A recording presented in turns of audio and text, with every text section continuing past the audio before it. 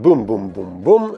Witamy na kolejnym No Comment w to sobotnie popołudnie, w sumie wieczór, bo to już jest taki wieczór.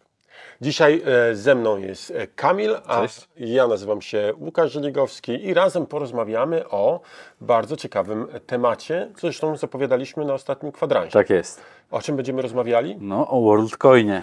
WorldCoin, czyli światowy coin. Światowy coin. Orwell jak żywy. Orwell jak żywy. No właśnie, kontrowersyjny projekt. W skrócie, co możemy powiedzieć? Czemu on jest kontrowersyjny? No jest kontrowersyjny przede wszystkim, że łączy bezpośrednie dane identyfikujące użytkownika, czyli żywą osobę, z ekosystemem WorldCoina. Tak? Czyli to nie jest już tak, że ktoś sobie może będzie mógł kupić token, założyć MetaMaska, trzymać go tą MetaMasku albo na 10 MetaMaskach jako tylko ciąg znaków i nie rozpoznawalny tylko przez adres portfela, ale tutaj będzie bezpośrednie powiązanie jego danych biometrycznych z adresem. Z adresem, z platformą. No. To jest ciekawy bardzo projekt. Wystartował 24 lipca tak oficjalnie. Do tego momentu miał już 2 miliony użytkowników, czyli 2 miliony osób poddało się takiej operacji skanowania siatkówki, bo przypomnijmy, to idea jest taka, że generujemy sobie można powiedzieć swój własny adres w dużym uproszczeniu, skanując siatkówkę oka i w ten sposób mówimy tak, ja to jestem ja jestem tą osobą. Ktoś napisał, że to jest jaka identyfikacja? Proof of personhood. Tak, czyli dowód osobowościowy. Dowód osobisty. Tak. Można tak powiedzieć w sumie, nie? Czyli, a w tej chwili 24 lipca ruszyła publiczna zbiórka skanów siatkówek oka. Tak. Ona jest dokonywana w jaki sposób? Jest takie urządzenie ORB, które w tym momencie już jest wyprodukowane około 2000 urządzeń, ale dopiero 360 urządzeń skanuje. Chodzi o to, że osoba musi założyć konto, tak jak powiedziałeś, ściągnąć aplikację, założyć konto w WorldCoin App. Przychodzi do tego urządzenia, skanuje siatkówkę w takim zamkniętym urządzeniu, skanuje siatkówkę system kamer i na wyjściu z tego urządzenia już jest zahaszowana ta informacja. Czyli de facto, teoretycznie, ta informacja powinna być tylko zamknięta być dostępna tylko w momencie skanowania oka, przetwarzania, a już dalej na wyjściu z tego urządzenia jest zahaszowana i wysyłana na, co ciekawe, i tutaj się pojawia bardzo problematyczna kwestia, że wysyłane to wszystko jest na scentralizowane serwery WorldCoina. Tak, czyli scentralizowany serwer przechowuje te wszystkie skany siatkówek oka. To może nie są bezpośrednio skany, one są zaszyfrowane w jakiś sposób, no ale przechowuje. Więc mamy taką jedną scentralizowaną bazę. Z tego co pamiętam, oni na początku mówili, że to nie będzie przechowywane w scentralizowanej danej. Taki był zamysł. No dobra, skanujemy. Za zeskanowanie siatkówki oka dostajemy 25 WorldCoinów. To jest moja informacja. No i od tej pory, dzięki temu, że zeskanowaliśmy, co tydzień dostajemy jednego WorldCoina. Tak jest. To jest taki Universal Basic Income. Idea taka. Tak. Zaraz do tego tematu UBI wrócimy, bo to jest temat, który porusza wiele trybików w mojej głowie. To w ogóle 1000 jakichś tam, sytuacji, których się przypominają z poprzednich lat, gdzie ostrzegali o tym właśnie, że coś takiego się pojawi, że będzie rząd światowy, który będzie wysyłał dochód podstawowy dla każdego mieszkańca Ziemi, tak? Słuchaj, wrócimy, bo ten dochód podstawowy to jest jeden z tematów, który... Kontrowersyjna kwestia, bardzo chcę o tym porozmawiać, ale wróćmy jeszcze do WorldCoina, czyli 25 WorldCoinów za to, że zeskanowałem, potem jednego WorldCoina tygodniowo będę dostawał. Token jest notowany na bardzo wielu giełdach. Na największe giełdy na OKX-ie, na Bybit, na Bybicie, czyli jest notowany na tych głównych giełdach światowych. Praktycznie od samego początku około $2 kurs wynosi. No właśnie, i co? Warto zeskanować? Czy ty byś zeskanował sobie? Nie. A dlaczego nie? No, ja jestem ogólnie złym przykładem do tego typu pytania, bo ja nie udostępniam swoich informacji. Znaczy, jeżeli udostępniam, to wszędzie blokuję jak tylko możliwie dostęp do moich informacji osobistych, tak? Czyli ja uważam, że dane prywatne czy informacje prywatne powinny zostać prywatne, nie powinny być na pewno w scentralizowanym miejscu dostępne dla jednego z grupy osób czy korporacji, która tym zarządza, tak? Przewrotnie zapytam. Byłeś w Stanach? Byłem. Zeskanowali ci palce? Skanowali. Czyli jednak wysłałeś swoje dane do centralnego systemu. No tak, no. Znaczy, no tak, można tak powiedzieć. Nie? Czyli... No ale chciałem do Stanów jechać bardzo mocno. Nie zapłacili mi za to. To ja chciałem. A czy ty byś zeskanował? Nie wiem. Nie myślałem. Jeszcze cały czas się zastanawiam nad ideą. Podoba mi się idea tego, że jestem w stanie posiadać jakiś identyfikator, taki, który pozwala mi uwiarygodnić siebie. W ogóle idea tego blockchaina Zero Knowledge podoba mi się. Przypomnę, idea tego blockchaina polega na tym, czy w ogóle idea Zero Knowledge polega na tym, że jestem w stanie udowodnić pewne informacje, pewne cechy swoje albo jakieś rzeczy, zaraz podam przykłady, bez podawania szczegółów, które drugiej strony nie interesują. Jako przykład powiedzmy... Nie powinny interesować. Przyjmijmy, chcę wziąć kredyt na zakup mieszkania i muszę wtedy wykazać się tym, że na przykład zarabiam ponad jakąś kwotę miesięcznie, że moje przychody, że mam przychody powyżej jakiejś kwoty. W tej chwili klasycznie to się robi tak, że jest wystawiane zaświadczenie z zakładu pracy i tam wtedy ten ktoś już wie, gdzie ja pracuję, na jakim stanowisku. No to jest takie... Albo PIT nawet, nie? No, albo PIT, tak. Muszę też pokazać, to już wiedzą w ogóle skąd dochody, wszystko i tak dalej. A to w sumie nie powinno ich interesować. Ich interesuje, ile zarabiam. Na przykład, ile zarabiam, jak długo pracuję, że zarabiam, strzelmy, ponad 10 000, że pracuję ponad rok i że nie jestem na okresie wypowiedzenia. Tak? To taki przykład danych. No i teraz normalnie to robię to zaświadczenie, muszę jakieś PIT-y pokazywać, jak dalej. Przekazuję całą masę informacji, których nie chciałbym pokazywać. Tak. A Zero Knowledge zakłada, że ja jestem w stanie przy pomocy tej bazy potwierdzić fakt, że zarabiam ponad 10 000. Potwierdzam tylko i wyłącznie ten jeden fakt. Potwierdzam fakt, że pracuję gdzieś ponad rok i na przykład, że nie jestem na okresie wypowiedzenia i tylko te informacje są dostarczane do banku. Bank wtedy może podjąć decyzję, czy udzielić mi kredytu, czy nie. Bardzo cecha taka, no podoba mi się ta idea. Tak samo na przykład jak podoba mi się to, że mogę pójść oddać swój głos, potwierdzając tylko to, że mam prawo oddania tego głosu. Nie muszę mówić, jak się nazywam, nie muszę mówić, gdzie mieszkam. Jest jakieś głosowanie i na przykład jest powiedziane, muszę być obywatelem Polski. I mam dzięki temu Zero Knowledge urząd czy jakaś instytucja jest w stanie sprawdzić, czy jestem obywatelem polskim, czy nie oddałem jeszcze głosu. To jest istotne. Jeżeli nie oddałem, no to proszę bardzo, mogę głosować. Bardzo wygodna forma, faktycznie sprzyjająca demokracji. To czego tu się bać? No bać się można tego, że ktoś będzie kupował głosy. Między innymi. No właśnie, to jest ten temat, który pojawia się. Kupowanie głosów przecież jest możliwe. No jest możliwe, no ale w tym momencie osoba idzie na głosowanie, musi być jako osoba fizyczna, musi przyjść z dokumentem, potwierdzić swoją tożsamość face to face i dopiero dostaje możliwość zagłosowania. Poza tym osoba kupująca głos nie wie, jak ta osoba zagłosuje. Tak? Jest ta pewna doza niepewności, myślę, dosyć kluczowa. Nawet jak rząd kupuje nasze głosy, dając 14, 15, 20 emeryturę, to on tak do końca nie jest pewny, czy ci emeryci faktycznie zagłosują. A tutaj może dojść do tego, że ktoś, kto kupił taki głos, może sprawdzić, czy ta osoba, nie wiedząc kto to jest, ale wiedzieć, czy został oddany głos na odpowiednią partię, czy na odpowiednią osobę. I myślę, że kwestią czasu jest, że będzie handel tożsamościami. Tak, czyli kluczowe nie jest nawet to, że jest ułatwione głosowanie, że ułatwione jest, że nie muszę wychodzić z domu, że to może się odbywać wszystko elektronicznie, ale kluczowe, myślę, zagrożenie jest w tym, że można sprawdzić, kto jak zagłosował, może nie kto, tylko jak to, co kupiłem, jaki został oddany głos i potwierdzić, że faktycznie zapłaciłem. No to jest faktycznie jeden z minusów. Warto się zastanowić, jak to można zmienić, albo może się okaże, nie chcę otwierać teraz wielkiej dyskusji, ale że demokracja powszechna, podkreślam słowo powszechna, nie do końca jest najlepszym wyborem.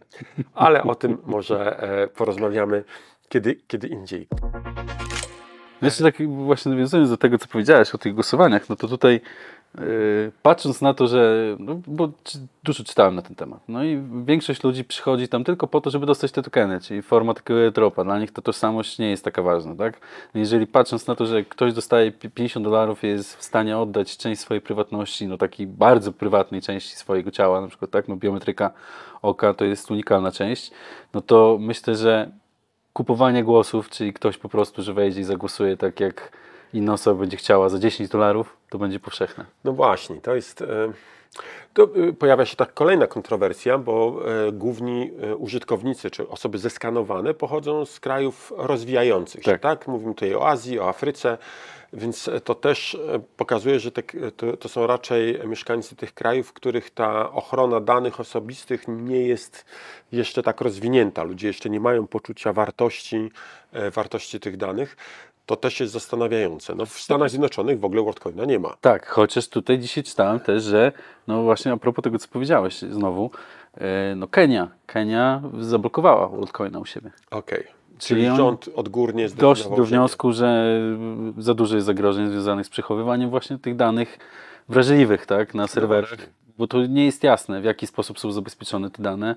No, tak jak to w krypto, można powiedzieć, tak, że tutaj się dzieją rzeczy już w trakcie działania, tak, że tutaj wynika coś z czego, ale to już pokazują to w trakcie uruchomienia usługi, że tak powiem.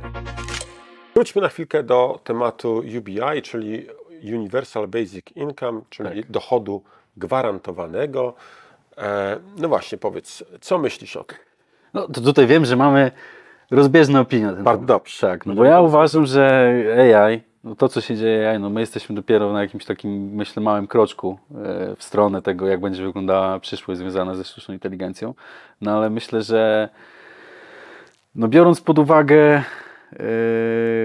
to, jak AI może wpłynąć na wszystkie gałęzie gospodarki, jak może sprawić, że ludzie będą mniej potrzebni do fizycznej pracy. W tym momencie może być tak, że bardzo dużo osób zostanie bez pracy, powiedzmy w ten sposób, tak? Albo będą mieli pracę, która nie jest warta płaconych pieniędzy takich, żeby mogli się z tego utrzymać. No i w tym ja też mam skrajne opinie, nawet wewnętrznie co do tego, no bo z jednej strony uważam, że to jest deprawujące strasznie. Jeżeli ktoś dostaje pieniądze za darmo tylko za to, że istnieje, no to według mnie to nie jest odpowiednia droga. No ja jestem wychowany w etosie pracy, tak? Czyli trzeba pracować. Za pracę się dostaje pieniądze, a nie za to, że się po prostu jest, tak? Ale z drugiej strony, no jeżeli ta rewolucja AI postąpi w takim tempie, w jakim ja zakładam, no to możemy zostać z ludźmi, setkami milionów ludzi, którzy nie będzie co z nimi zrobić. No i wtedy, no przecież, no co z nimi zrobić? No będą musieli z czegoś żyć. No, ale z czego? No z dawanych pieniędzy? Od kogo dawanych? To jest jeden temat, a drugi bardzo mi się zabieranym osobom, które pracują, tak? To dlaczego nie mają pracować? No właśnie. Powtarzasz retorykę, która pojawiała się już kilka razy na świecie. Pojawiła się w momencie, gdy pojawiła się maszyna parowa. Tak. Wtedy też wieszczono, że ile ludzi straci pracę, bo przecież maszyna parowa wyręcza, zamienia, nie ma potrzeby 100 robotników, wystarczy jedna maszyna i koniec, po prostu ci robotnicy stracą pracę. Potem była mowa o nie wiem, Krosna, jak się pojawiły, jak pojawiły się komputery. Też automatyzacja, roboty. Roboty, tak, że ludzie przestaną być potrzebni i tak dalej. Nie do końca okazało się to prawdą, bo okazało się, że się pojawiły z drugiej strony zawody, które wcześniej nie istniały. Tak. Podejrzewam, że nawet ciężko było przewidzieć 25 lat temu, że pojawi się ktoś takiego jak specjalista od SEO. No, zdecydowanie. Albo jak teraz są prompt manager, coś takiego, tak? No, ci osoby... Ktoś, kto pisze do sztucznej inteligencji, formułować zapytania, które spowodują uzyskanie tego, czego oczekujemy. No właśnie, ja raczej jestem zwolennikiem tego, że pojawianie się postępu technologicznego nie ogranicza ludziom pracy, ale tworzy nowe stanowiska, zupełnie nowe gałęzie gospodarki i nie boję się to, że nie będzie pracy. Myślę, że praca będzie zawsze innego rodzaju. To nie będzie, może będzie ta praca polegała na czymś zupełnie innym. No, chociażby to, co już teraz widać i o tym kiedyś chyba już rozmawialiśmy, że wydaje mi się, że bardzo wiele zawodów związanych z diagnostyką, szeroko rozumianą, zniknie. Diagnostyka, na przykład diagnoza chorób, diagnoza w naprawie samochodów, że to zniknie, ponieważ sztuczna inteligencja będzie w stanie dokładniej, mając szerszy zakres wiedzy, znaleźć uzasadnienie. No, prosty przykład, jeżeli przychodzi człowiek chory do lekarza i ma objawy grypy, no to lekarz czasami jakiś antybiotyk daje tak troszeczkę na chybił trafił. Tak. I on nie wie o innych pacjentach z tej samej okolicy, którzy dostali od innych lekarzy jakieś różne antybiotyki i nie wie, jakie były efekty tych antybiotyków. A gdyby była sztuczna inteligencja, ona mogłaby mieć tą wiedzę, jakie antybiotyki zostały przydzielone z jakim efektem i na podstawie jakiejś prostej analizy, nawet statystycznej, mogłaby wyciągnąć wniosek, który antybiotyk jest w tej chwili najbardziej efektywny. Tak? No nie byłoby z tym problemu. Czy też diagnoza zmian rakowych. To zdecydowanie. Jak byłem na studiach, to już wtedy, to dawne czasy, to już wtedy systemy komputerowe, które nie nazywano sztuczną inteligencją, bo to raczej brzmi trochę złowróżnie, ale po prostu systemy statystyczne, analizy obrazów pozwalały uzyskać na podstawie zdjęć z tomografa komputerowego uzyskać diagnozę, która była lepsza niż przeciętna diagnoza specjalisty. Dokładnie. Tak? Super. Bardzo dobry kierunek. Czekam na to, żebym mógł kiedyś wejść do budki na ulicy i mieć szybką diagnozę, czy jestem chory na coś, co powinienem brać leki, czy może nie. A to, czy wezmę te leki, czy nie, to już powinna być oczywiście moja osobista decyzja. Tutaj nie może być zmuszania. Czyli znikną może diagności, może zniknie zawód związany który wymaga bardzo szerokiej wiedzy, ale myślę, i tutaj mam kontrowersyjną myśl, myślę, że jednak kreatywni ludzie będą jeszcze bardziej w cenie. To zdecydowanie, ale co z tymi niekreatywnymi? Myślę, że jest kilka dziedzin, w których sztuczna inteligencja nic nie pomoże. I jeszcze długo nikt tego nie zastąpi. Mówiąc bardzo brutalnie, no podejrzewam, że masz rumbę lub coś w tym stylu. Nie wiem, czy wiesz, znam badania, które przeprowadziła IKEA. Oni badają bardzo wiele ciekawych rzeczy. To taka mała dygresja. IKEA bada, czego aktualnie Polacy potrzebują. Na jakim etapie życia są, jaka grupa jest najbardziej taka aktywna zakupowo i pod to tworzone są projekty tych mieszkań. Kiedyś były jakieś tam rzeczy, teraz na przykład już jak wejdziesz do IKEA, to zobaczysz, że w każdym z tych modelowych takich pokoi jest miejsce do pracy. Że jest taki home office, nie? Jedną z rzeczy, którą się też dowiedziałem, że Polacy największy problem mają z przechowywaniem. Sortowanie, przechowywanie, dlatego w polskiej IKEA możesz tyle rzeczy kupić. Ale uwaga, dowiedziałem się jeszcze jednej rzeczy. Kiedyś symbolem takiego statusu pozytywnego, każdy Polak chciał mieć laptopa. A jeszcze wcześniej telewizor płaski. I wtedy pojawiły się te takie telewizory, takie w tych modelowych mieszkaniach pojawiły się telewizory. Jak się okazało, że jest laptop, to się pojawiły takie laptopy. A teraz wiesz, co się pojawi? Rumba. Meble już teraz są projektowane tak, żeby mogły wjechać te automatyczne odkurzacze pod spód i tak dalej. Myślę, że niedługo zobaczymy atrapy, rumby w modelowych pokojach. Będzie przewidziane miejsce na stację dokującą. A to taka informacja na marginesie. I teraz zapomniałem, o czym mówiłem. To niezła dygresja. Ale pojechałem z dygresją. Mam to, wracamy do głównego wątku. Otóż czego sztuczna inteligencja nie zrobi? Sztuczna inteligencja nie wymieni ci rury. Tak. Nie położy cegły. Tak. Może być automat, który będzie kładł cegły, ale ktoś będzie musiał go operować, kontrolować albo po prostu obsługiwać, zapewnić serwis. Jeszcze bardzo, bardzo daleka droga, żeby istniała ta taka idea tego, że jest robot, który kładzie cegły i on jest nadzorowany przez robota nadzorującego, który jak tamten robot się zepsuje, to go w stanie naprawić. I cały łańcuszek innych robotów, które naprawiają same siebie. Daleka droga do tego. Myślę, że jeszcze jest bardzo dużo rzeczy, które muszą być i będą robione przez ludzi, bo będą po prostu tańsze i łatwiej osiągalne. Nie będzie presji rynkowej. Odkurzacz automatyczny jest bardzo wygodny, ale cały czas daleka droga do tego, żeby on posprzątał tak. Naprawdę. On jest świetny do utrzymywania domu w czystości, takiej bieżącej, ale no umówmy się, raz na jakiś czas trzeba samemu wziąć i po prostu posprzątać całe mieszkanie. Wyjdźmy trochę w przeszłość. Czy myślisz, że za 20 lat nie będzie robotów, które będą to robić wszystko? Że będą w stanie i wymienić rurę, i położyć cegły, i sprzątnąć ci mieszkanie? Nie wiem. Bardzo możliwe, ale myślę, że wtedy okaże się, że jest wiele innych rzeczy, które my musimy jednak sami robić.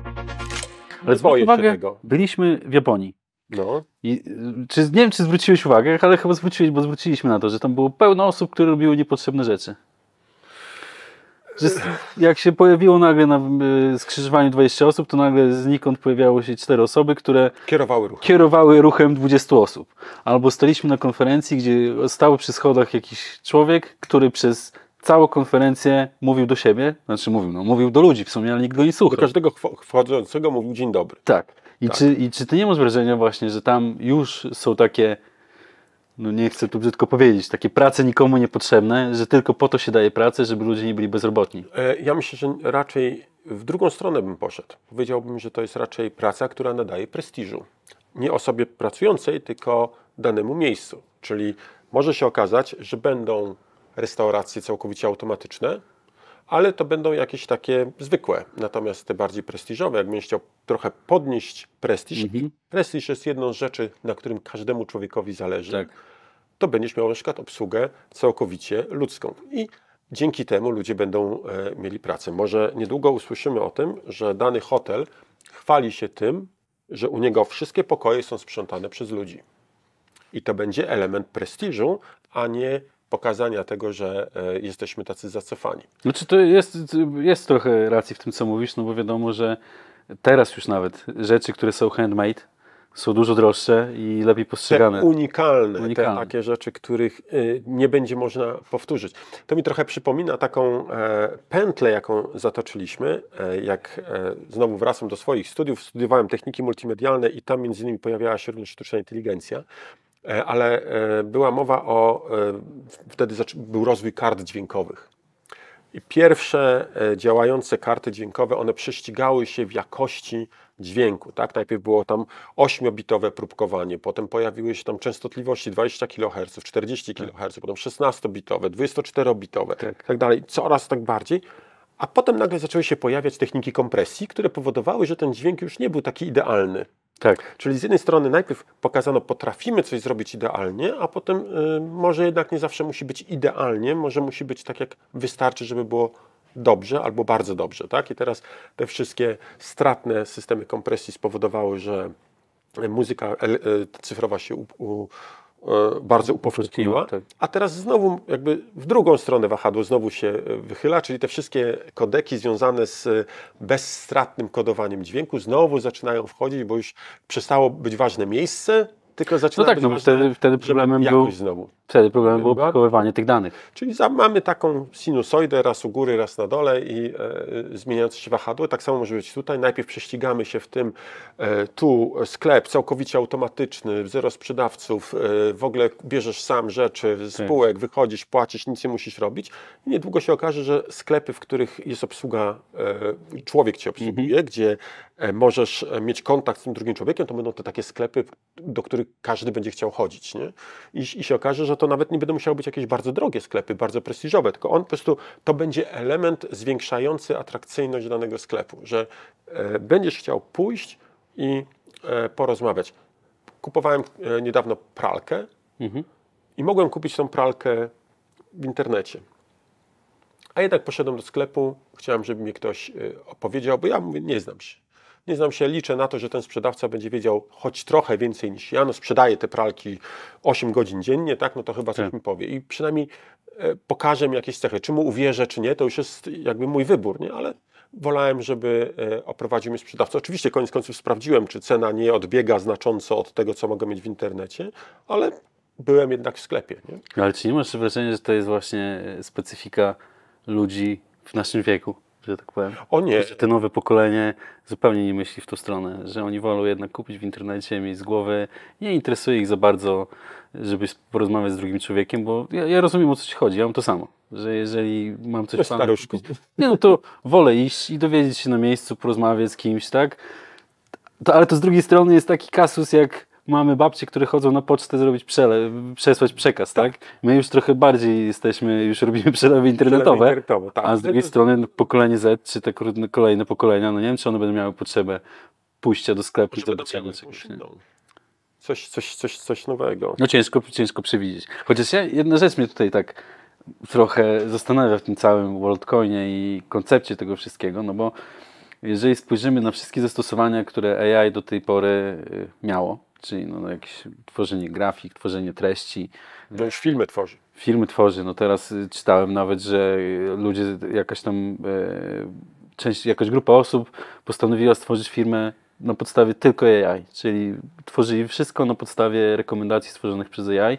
Mieli tam jakąś firmę, która jakoś tam przędła, że tak powiem, czyli to mieli wzrosty 10% rocznie, no to w ciągu 3 miesięcy o 300% podskoczyła im sprzedaż. I teraz AI, mając bazę wiedzy o użytkownikach, o ludziach, o big data, o zachowaniach behawiorystycznych ludzi, tak? Czy podejrzewam, że wykorzystali do budowy tego, czy do jakby modelu całego tokenomii tego, wykorzystali AI. I czy może być się nie okaże tak, że te AI jednak widzi coś więcej niż my widzimy teraz? Na pewno widzi więcej, bo ma większe źródło informacji, czy na przykład o wiele łatwiej, albo może pewniej jest w stanie powiedzieć, co jest teraz potrzebne na rynku. Czy sprzedawać jajka, czy chleb, tak? Czy w danym miejscu powinna być restauracja, czy może jednak jakieś usługi, nie? To jestem przekonany, że jest w stanie tu pomóc, ale to tylko wpłynie na jakąś tam proces optymalizacji. Natomiast coś wyjątkowego, nowego sztuczna inteligencja nie wymyśli. No ale jeśli nakarmiłeś takiego WorldCoina, czyli AI, które stworzyło ten zamysł, czy koncepcję całego WorldCoina, jeżeli nakarmiłeś ją wszystkimi poprzednimi projektami, które udały się i nie udały, to czy ona nie stworzy czegoś takiego, co jednak może się przyjąć? Ja jestem zdania, że sztuczna inteligencja nie stworzyłaby iPhone'a. No nie stworzyłaby iPhone'a. To była pewna rewolucja.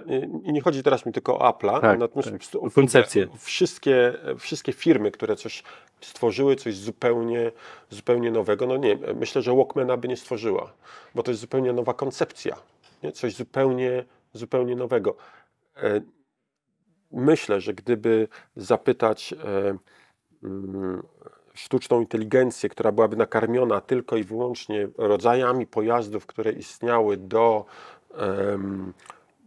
samochodu, zanim powstał Ford, to jedyne, co by pokazała, to by pokazała trochę lepsze wozy. I lepsze karoce, i lepsze te różnego rodzaju, jak to się nazywa? Te takie dwukółki takie, nie? Ale nie wymyśliłaby, abstrahując, czy się komuś podoba, czy nie wymyśliłaby Hammera i nie wymyśliłaby Lamborghini.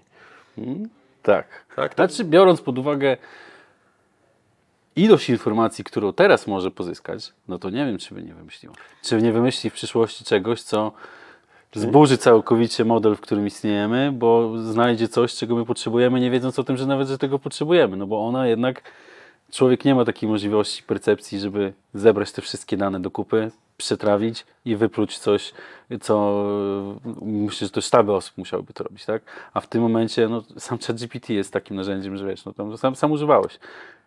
Tworzy ci treści, kilka sekund, które osoba... Przypomnę pewien eksperyment, który został stworzony, bo moglibyśmy powiedzieć, dzięki sztucznej inteligencji będzie nam się wszystkim żyło lepiej. Wszyscy będą szczęśliwi, będzie bardziej jednolicie, będzie tak wszędzie cudownie. Oczywiście człowiek jest trochę bardziej skomplikowany w swojej naturze niż szczur i nie należy tutaj porównywać. Niemniej jednak jakieś ogólne wnioski można wywnioskować. Otóż zrobiono eksperyment na dosyć dużej kolonii szczurów. Zrobiono 2 kolonie, 2 duże, to były bardzo duże kolonie szczurów.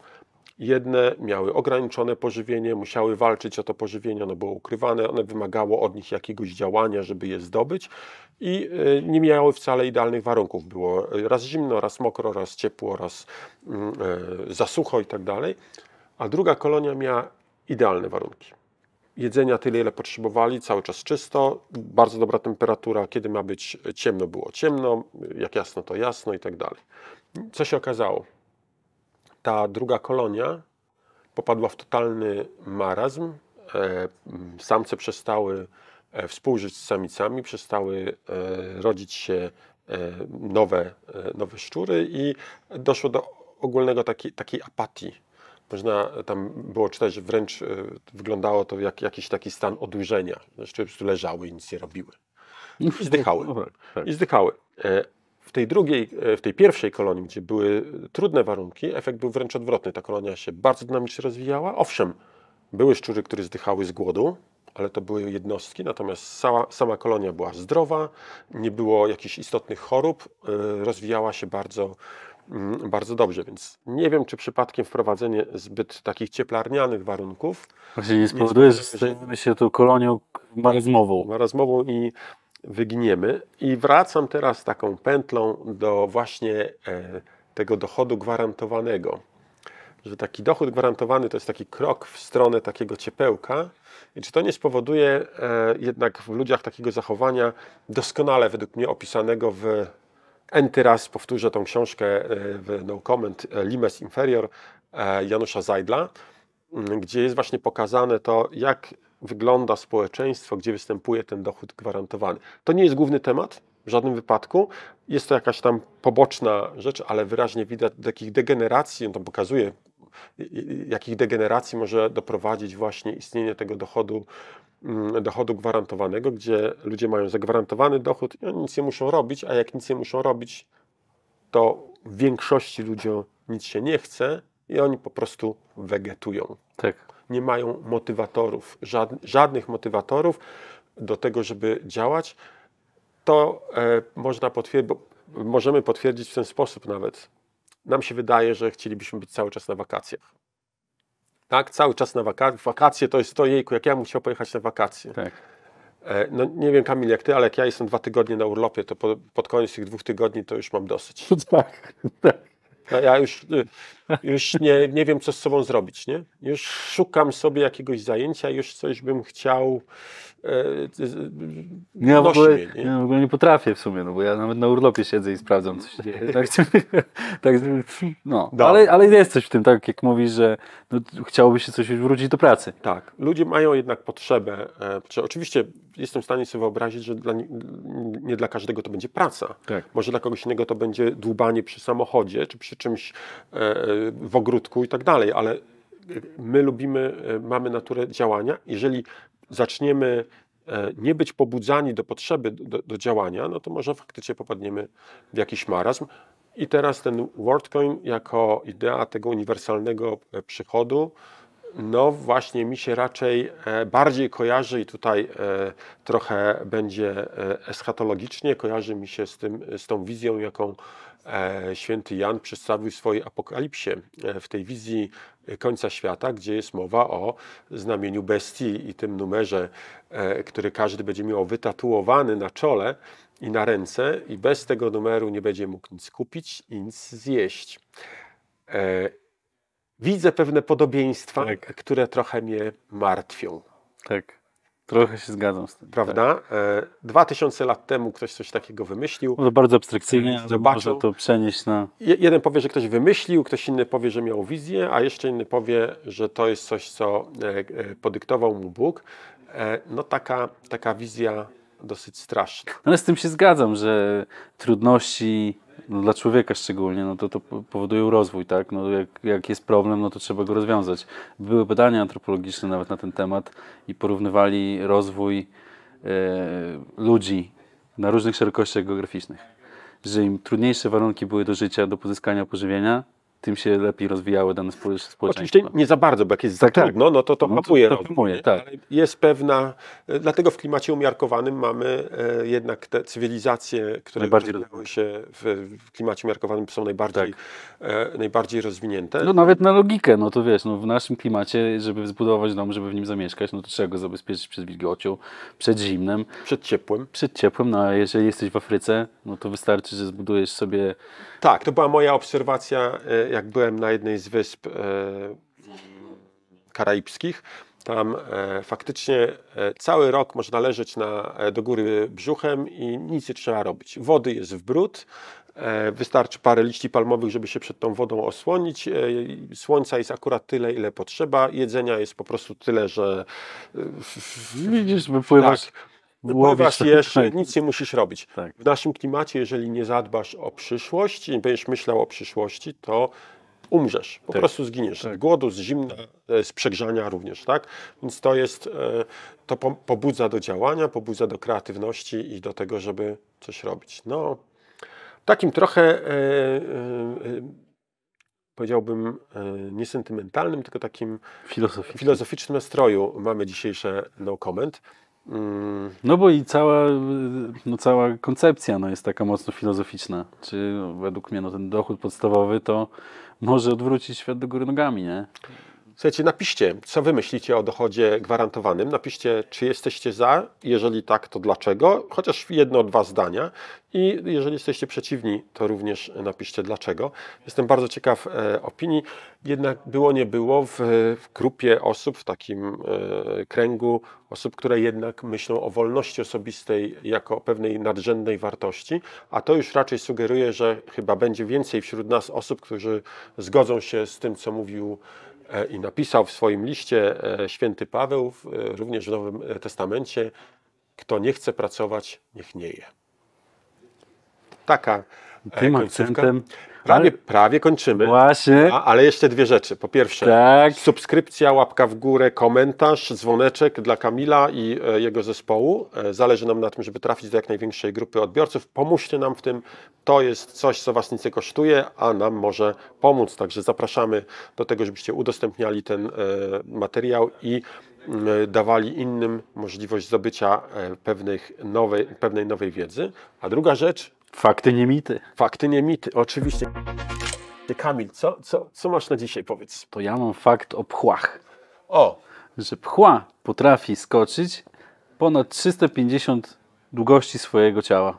I gdyby człowiek skakał na taką odległość, to przeskoczyłby boisko do piłki nożnej. No proszę. Masakra. Łukaszu, twój fakt.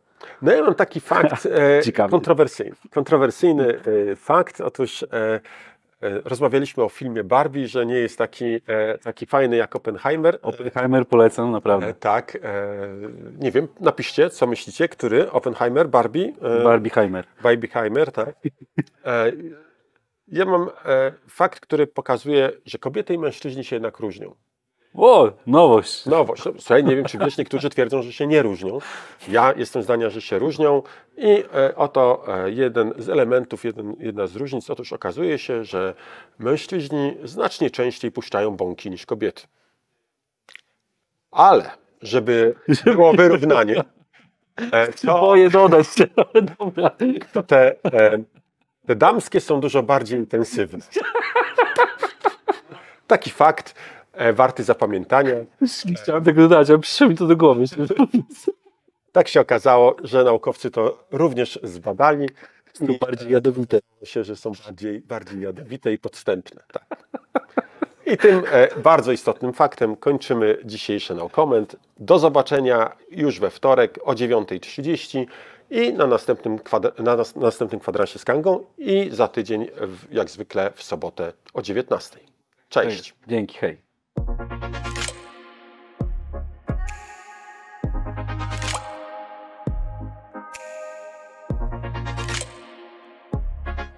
Wakacyjnie dzisiaj.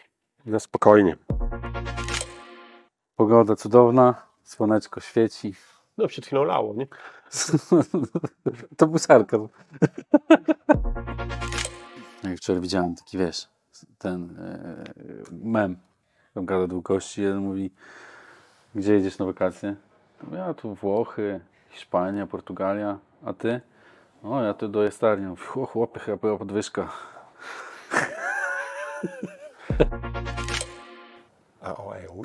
Chrząszcz brzmi w Trzcinie, w Szczebrzeszynie. A to się nagrywa cały czas. Cały czas. Słuchaj. Sobie tak się wkręciłem w to IKEA, że też zapomniałem. Marta to samo.